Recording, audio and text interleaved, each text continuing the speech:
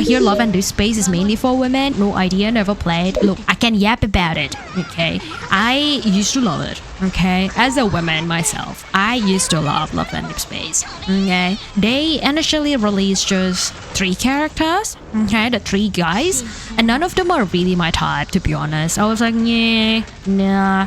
Well, I'm gonna pick the last one, which is okay, but not really my type, you know, better than the other 2. Essentially, okay, this is the easy summary of Love and Deepspace. The first 3 characters. The first one is a white-haired guy called Xavier. I'm pretty sure he's like a soldier or something, okay? And the main character, the girl, female MC in this game, is also part of the same soldier team with Xavier. Yeah, that's how they know each other. The second guy, the second option, is a doctor. It's the family doctor or childhood doctor of the female main character.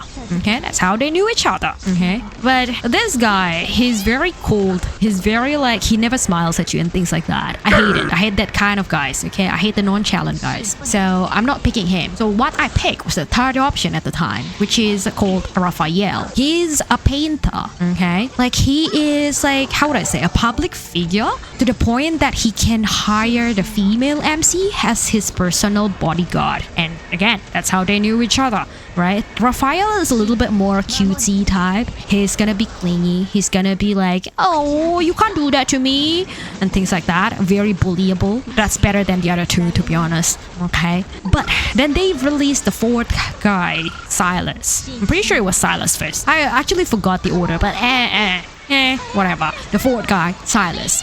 I actually am not quite sure how the 2 actually met, but I'm pretty sure, okay, Silas is part of the mafia. So either there's a project that the female MC was doing and eventually led her into Silas. Because I remember the story was going on to, how would I say, like a really auction house, like a really black auction house, a very dark, twisted auction house.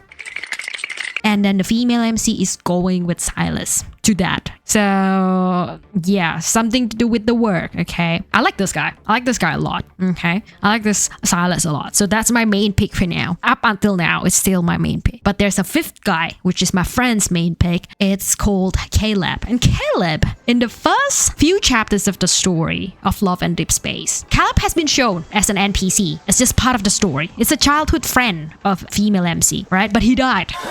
Then so everyone was like, what the heck, why is Caleb back? Like, how did he come back to life? Because he's a childhood friend of MC, of course, they knew each other from a long time ago, like a lot of nostalgic memories. The MC was like, oh, but how are you alive? I think the mechanics that Love and Deepspace are good is the art. Okay, every single thing that you pull, they've got a story, a specific story for each of the things. For example, right, if we put that in the terms of the Honkai Star Rail, every single time I pull a light cone, every single light cone has a story, a playable freaking story. And like if I pull a Silver Wolf level 999 light cone, there's a special side story to it. And so everyone goes crazy for the card. Okay, there's only 5 characters, so you don't pull the characters. You're free to get whatever characters you want. But the story comes from every single, they call it cards, but pretty much the light cone. So yeah, I'd like to hear what you talk that much that I bring Bluetooth headphones on kitchen.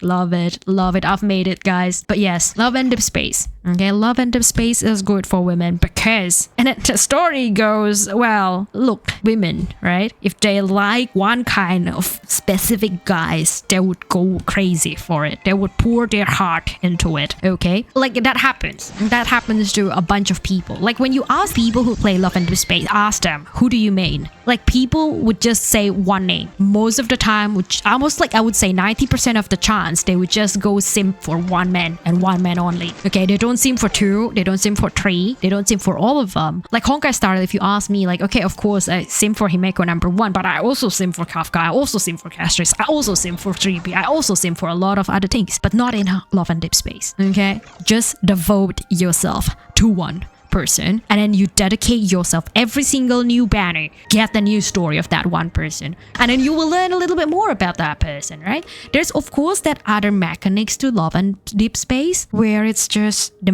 messaging, okay? It's not like, oh, you type the messages by yourself and like the character will respond to you. No, it's more like how would I say? It's a visual novel in a way. Like you pick something, okay? You pick the choices of options of whatever they put you in there. You can send a sticker to them and they will respond something. You can poke the character on your home screen like by tapping on it. They've got different reactions every single time. It gets boring sometimes, okay? The other interesting thing about Love and Deepspace, however, and a lot of people who don't play Love and Deepspace don't know this, okay? It has a grinding thing. It's like a gacha game. You grind. You want to level up the character so you can listen to second chapter of the story of the light cone? You grind, okay? You want to get more story later on, you know, in terms of the main story? You need to unlock the main story to keep going with the story? You grind. It's a lot of grinding. To be honest, okay, when I was still in Love and Deepspace, I grind more on Love and Deepspace than on Honkai Star Rail. I must say that. It is crazy amount of battle. It's actually full-on battle, okay? You can put it on auto, but if you don't put it on auto, typically, it moves like Xeno Zone Zero. You smash the button, okay?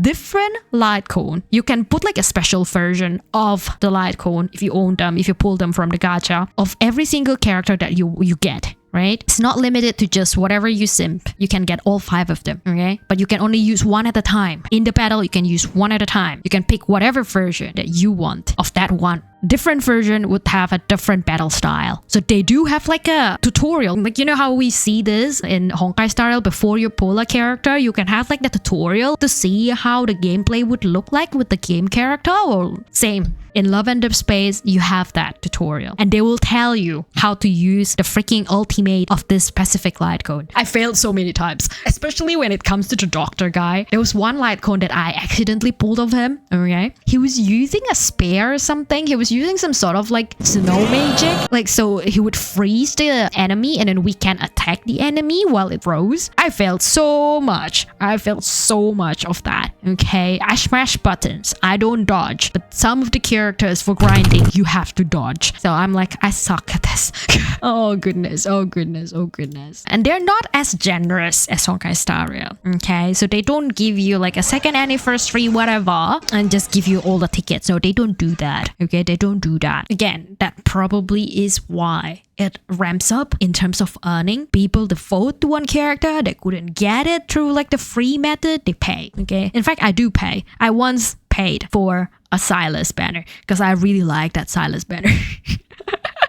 Was another one that launched pretty recently. Silas holding a wine glass. Oh no, the other way around. Like the female main character is pouring a wine glass onto this character. Okay, there's a I wouldn't say it's a vampire. I think it's not. I think he's more like a dragon rather than a vampire. But anyhow, yeah, pouring wine onto this guy, like a very hot guy. Yeah, I'm like, I need that. Wine and hot guy. Wow, perfect combination. Need that. But I came back to the game because of that banner and I went, oh my god, there's so much different thing. So many changes over the course of how many months that I didn't come back to Love and Deepspace. And I went, yeah, I can't keep up.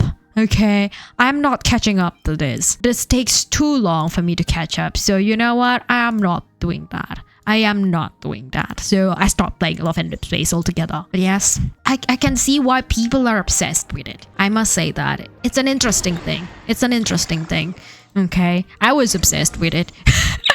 I'm pretty sure I got like, it's like, and they reward you a lot for logging in.